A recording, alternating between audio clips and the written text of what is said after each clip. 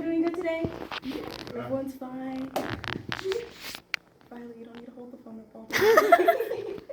Alrighty, good afternoon. My name is Kadeja Moore. I'm an 11th grade student at Clear Horizons, and my field of interest is a bakery. So you guys might be wondering, how are you sitting here, or why are you sitting here in this room listening to me present over a bakery mentorship? It's because I go to a school named Clear Horizons Early College, and for our school, we are required to take a class called ISM, and in the class, we are required to get a mentorship and go out into the real world and gain real-world experience in a field of our interest. So I decided to do mine in a bakery, of course, and my mentor, I'll introduce you guys to her. Her name is Miss Sarah Heslow, sitting right here. She works at Scrumptious. She is the co-owner, and she has at least a decade of experience as a chef in the food industry. So for ISM, we are required to not only get a mentor, but also work on a final product with that mentor. So when thinking of your final product, you have to consider what is a problem that you could solve in your field of interest, what should you do regarding your final product, and then how you should go about executing your final product. So with the guidance of my mentor, I decided to do mine over allergies, since we are in a food-related industry, and it only makes sense to do something that everyone in the world struggles with, at least some people do at least. So allergies are a very overlooked issue within the US. Around 33 million people in the US suffer from allergies, and they're a very wide range issue. They not only stem from food-related allergies, but also other allergies aside from food-related. Sorry. And then you might be thinking allergies aren't that serious of an issue, but they very well can be.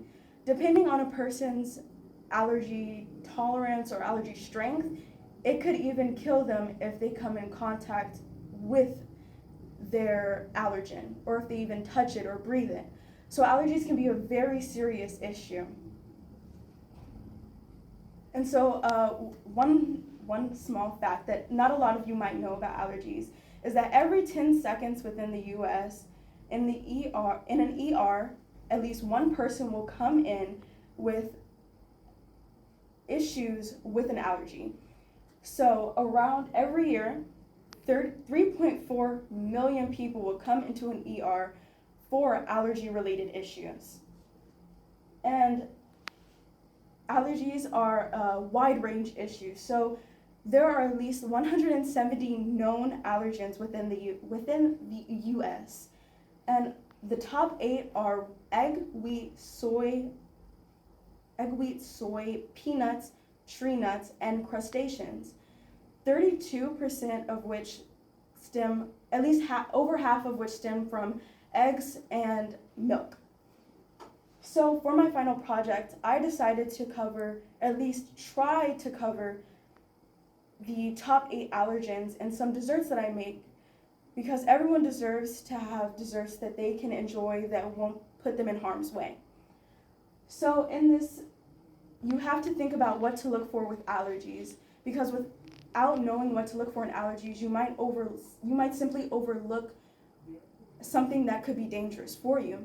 So if while eating these desserts you experience any rashes or any skin irritations, or your eyes begin to feel runny, or your nose is puffy, then you might need to think about going to the nurses and asking her to check you over for if you're having an allergic reaction. And even in the more extreme cases, you can experience anaphylaxis, which on the soft side would be just having itching in your throat, or on the more extreme side, having your throat swell and close together, causing you to be unable to breathe. And when not treated properly, you might even experience death. So in my final project, to start off, I had to think about what I wanted it to look like. And since I'm doing allergies, I decided that the best way to show this would be to make something that people with allergies can eat. So I decided to look up some recipes for some of the more popular common desserts, which are cupcakes, cheesecakes, and some cookies. And then once I got that, I decided to start the baking process. So once I got the recipe and I went to the store and I got all my ingredients, I started baking. And as shown, I have a photo of me in the kitchen making the cheesecakes.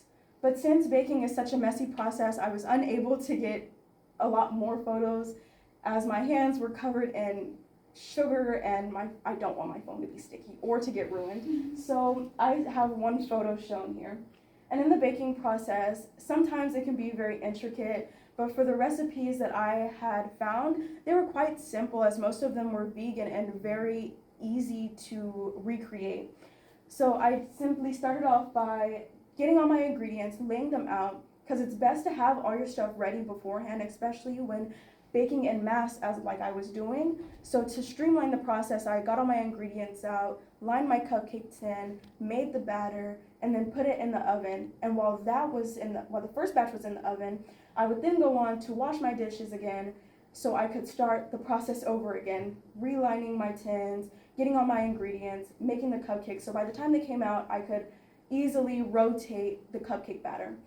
And I did this in 2 days. So I did my 3 batches of cupcakes the first day, and then I did my cheesecakes and my icings and my cookies the next day. So, and please excuse the photo, I'm sorry. And in my baking, I used a variety of different substitutions. And now while I realized that some of the ingredients that I used might not be the best for everyone, since everyone has different allergies, when baking, it's best if you're looking out for allergies, to look for your personal allergies. For instance, like the top 8 are egg and wheat. So let's say somebody can't have egg, but they can have like peanuts and things like that. So for one person, you might make a peanut cookie without eggs. But for another person, they might be allergic to peanuts or tree nuts. So you'd make them just a plain regular cookie. So in my desserts, I use plant-based butter so that it would be allergy friendly. And then I used almond milk and white vinegar in place of my eggs. Now, the almond milk is one of the top 8 allergens, but for my purpose, I believe that it would be best to substitute regular milk with almond milk, since it's one of the more common used substitutions by the masses, as typically more people are allergic to peanuts rather than an almond nut.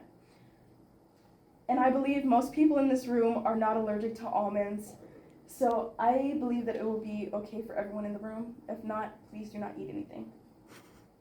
And now, in my mentorship, I've had so much fun with Miss Sarah at Scrumptious. It has been overall a wonderful experience, and I will be going back as much as I possibly can. The desserts are delicious, and I cannot rave about it enough. And I think in my mentorship, I'm most proud personally that I haven't blown anything up or broken anything while there. And not only that, but I also got a chance to step outside of my comfort zone and do something that normally I might think twice about. And while there, I got to do a lot of hands-on things. Like for instance, I got to help with making cookies one day, and another day I got to help with icing cookies or practicing icing cupcakes, and then another day I was assisting with the cupcakes. And even then, I enjoy not only the baking side of it, but the more mundane, typical, everyday, run-of-the-mill things like taking out the trash or washing the dishes. And also, I think it was safer that way, so less opportunities to break anything or to ruin anything.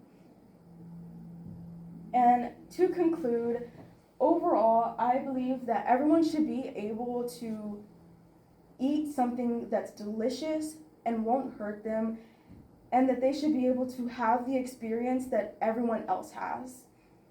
And I want to thank you, Miss Sarah, for allowing me to come mentor with you, And I also want to extend my thanks to Ms. Tahir for allowing me to come.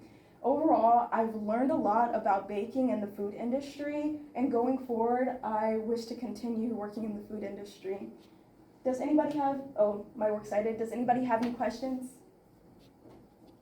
No? No questions? Yes, Teddy? Oh, so if you're allergic to one and not the other, you would just substitute? Yes.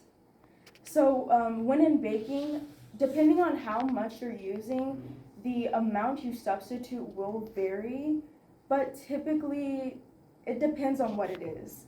Sometimes it'll be a one-to-one, sometimes it'll be like a, you need this and this to make a reaction so that it'll bake properly.